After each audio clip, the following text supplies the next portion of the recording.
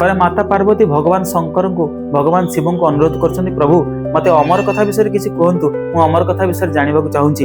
भगवान शंकर उत्तर दूसरी देवी अमर कथा एमती एक जिनिस यदि कौन प्राणी कौन जीव ए विषय शुणे ताल से अमर हो जाए।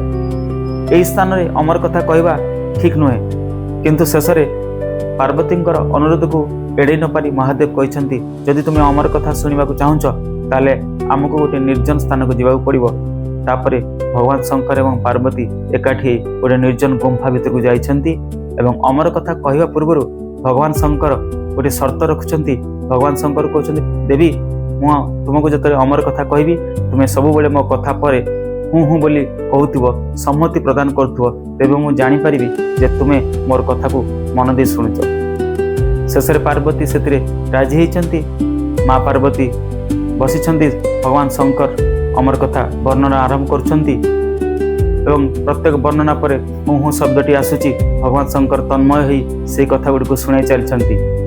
जो अमर कथा शेष हो आसी से भगवान शंकर पार्वती को लक्ष्य कर देखुं पार्वती निद्रित हो जाती।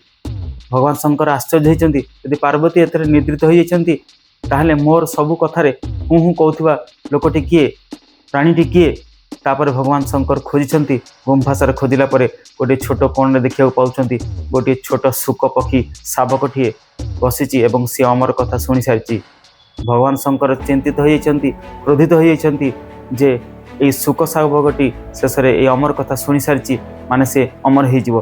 तेणु भगवान शंकर तांकर त्रिशूल उठाई शुक शावकटी को मारिबा को उद्यत होई ता पछरे धाइंचंती।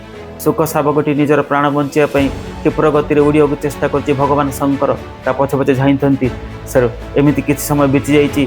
तापर शुक शावकटी उड़ी उड़ी जाई पहुंची जाइछि गोटे आश्रम अच्छी देवी रेणुका ऋषिपत्नी रेणुका से समय हाई मारुवा समय शुक शावकटी तांको मुख बाट दे पेट भितर प्रवेश कर जाइछि।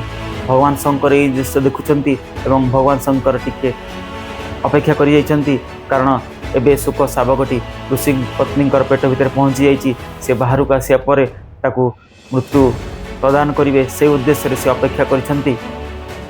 किंतु अनेक समय बीतीगला पर मध्य शुक शावकटी से पेट भितर बाहरी नहीं। एपटे सृष्टिर समस्त कार्य व्याघात हो जाइछि। समस्त सृष्टि अचल हो जाइछि। भगवान शंकर दायित्व सृष्टि चलबारे अवहेला हो जाइछि।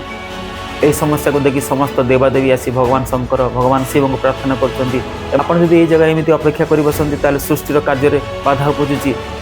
आम मैंने समस्ते आपण को अनुरोध करूँ विनय करूँ आपण से शुक शावकटी को क्षमा कर दिंतु। अनेक अनुनय विनय अनेक प्रार्थना पर भगवान शंकर शेष में राजी होती कहते ठीक अच्छी मुझे शुक शावकटी को अभय प्रदान कर तार प्राण नेबी नहीं। तापर भगवान शंकर समेत समस्त देवादेवी से शुक शावकटी को कहते तू पेट भितर बाहरी आस आमे तते निश्चिंत रक्षा करिवु तोर प्राण बंचीजीव। शुक शावकटी समस्त देवादेवी शंकर अभय पाई से बाहरी आसी बाहरी आसला पर देखाई तेजियान जोगी रे परिणत हो ताको समस्ते तापरे जानिछंती बालनाथ रूप में जहाँ विषय समस्ते जानती। बालनाथ जोगी बालनाथ जहाँ को आज हजार हजार लक्ष लक्ष लोक पूजा करती मंदिर देखा जाए। तो यही अमर कथार कहानी।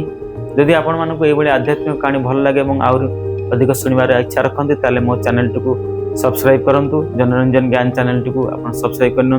धन्यवाद।